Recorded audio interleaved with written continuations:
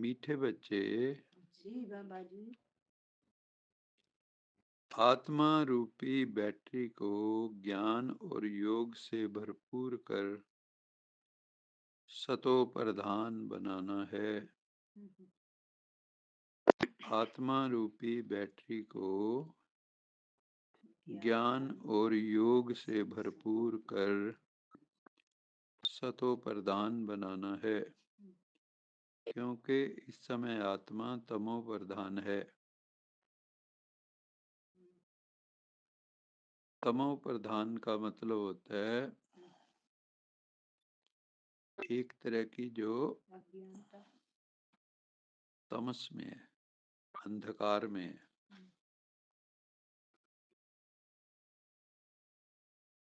जो उल्टे कर्मों में लिप्त हो जाती है आत्मा, जिसकी बैटरी बिल्कुल समाप्त होने के कगार पे है। या तो वो इनएक्टिविटी में चली जाती है, जैसे सोना, अलबेलापन, उल्टे सुल्टे कर्म करना, आलस, अलबेलापन, ये सब तमस के लक्षण है, तमोगुण के लक्षण है। बिना लक्ष्य के होना, ये भी तमस के लक्षण है। लेकिन बाबा कहता है कि सारी मानवता इस समय तमो रजो मिश्रित है। तमस भी है और रजोगुण में पांचों विकार भी हैं। जो भी क्रिया आदमी कर रहा है वो विकारों की पूर्ति के लिए कर रहा है। तो बाबा कहते हैं ये जो आत्मा रूपी तुम्हारी बैटरी है, जो डिस्चार्ज हो गई है, जो तमस में चली गई, जो पूरी रोशनी नहीं आ रही है, इस बैटरी को तुम्हें चार्ज करना है। उसकी विधि है ज्ञान और योग। आत्मा रूपी बैटरी को ज्ञान और योग ही चार्ज कर सकते हैं। अर्थात ज्ञान से मिलती है लाइट, योग से मिलती माइट। लाइट और माइट जब दोनों मिल जाएंगे ज्ञान योग से, तो तुम्हारी आत्मा सतो प्रधान बन जाएगी। तुम्हारे अंदर तमस की जगह सतोगुण आ जाएगा, सत की प्रवेशता होगी। तुम सत्यता में स्थित हो जाओगे, तुम अपने स्वरूप में स्थित हो जाओगे, तुम सत्य युग के लिए तैयार हो जाओगे। यही सत्संग है। ज्ञान और योग की धारणा ही सच्चा सच्चा सत्संग है। और इस सत्संग से ही सतोगुण की उत्पत्ति होगी,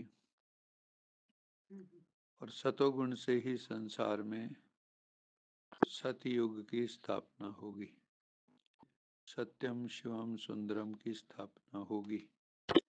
भगवान स्वयं भी सत्यम शिवम सुंदरम है। वो हम सबको भी सत्यम शिवम सुंदरम बनाता है, और जिस युग में ले जाता है वो भी सत्यम शिवम सुंदरम है। तो बाबा कहते हैं जो तुम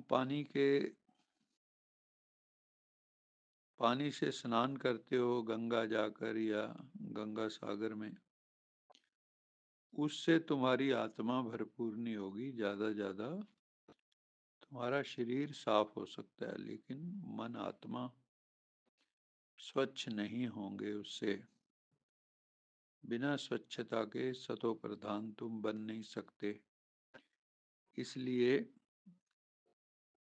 नदियों में स्नान करने से तुम पवित्र नहीं होंगे, लेकिन ज्ञान सागर में स्नान करने से ही तुम पवित्र होंगे। ज्ञान सागर है परमात्मा पिता। उसके द्वारा दिए गए ज्ञान से और उसके द्वारा सिखाए गए योग से ही हम पवित्र बनेंगे, सतो प्रधान बनेंगे। मुरली का प्रश्न है, इस समय सभी मनुष्य आत्माओं को भटकाने वाला कौन है और वो भटकाता क्यों है, उसका लक्ष्य क्या है भटकाने का, और कौन भटकाता है हमें। सभी को भटकाने वाला माया रावण है, क्योंकि वह खुद भी भटकता रहता है। माया रावण खुद भी भटकता है, और जिसमें प्रवेश कर जाए उसको भटकाता है, वो भी भटकता है। उसे अपना कोई घर नहीं है। रावण को वो कोई बाबा भी नहीं कह सकते, रावण बाबा जैसे शिव बाबा कहते हैं। बाबा तो परम धाम घर से आता है अपने बच्चों को ठिकाना देने के लिए, लेकिन रावण का कोई घर नहीं, तुम्हारा दिल ही उसका घर है। रावण कहाँ रहता है, तुम सबके भीतर घुसा हुआ है। विकारों के रूप में, विकृतियों के रूप में, कुवृत्तियों के रूप में, कुवचनों के रूप में, कुकर्मों के रूप में। बाबा तो परम धाम घर से आता है अपने बच्चों को ठिकाना देने। अभी तुम्हें घर का पता चल गया, एड्रेस मिल गया, हमारा घर कहाँ है। पहले कहते थे कहाँ से तू आया, कहाँ तुझे जाना है। तो ये कहते थे कि खुश है वही जो इस बात से बेगाना है। बाबा कहते नहीं, दुखी है वही जो इस बात से बेगाना है। अब हमें ज्ञान हो गया, समझ आ गई, घर का भी पता लग गया। अब हम इस सोच से हमें ठिकाना मिलता है कि हमारा घर कहाँ है। जिनके पास लक्ष्य होता है, घर होता है, टारगेट होता है, वो कभी भटकते नहीं।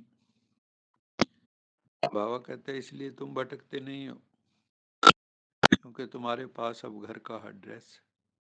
जो ढूंढते हैं कई बार, और वो भी धुंध में। धुंध में कोई ठिकाना ढूंढना कितना मुश्किल है।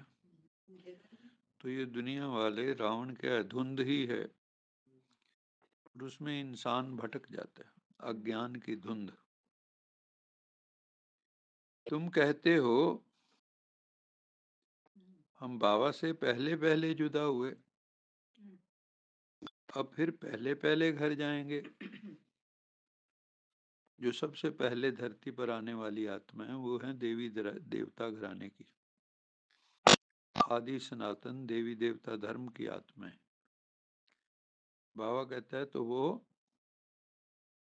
अभी भी सबसे पहले पहले जाएंगी और वापस आ जाएंगी, पहले पहले आके ही राज करेंगी। तो इसलिए आत्मा परमात्मा अलग हुए बहुकाल, सुंदर मेला कर दिया जब सतगुरु मिला दलाल। आत्मा और परमात्मा का मेला हो गया है, घर का ठिकाना मिल गया है। हम सबको घर वापस जाना है, शुद्ध पवित्र सतो प्रधान बनकर। तो उसी की साधना तपस्या में निरंतर लगे रहना है।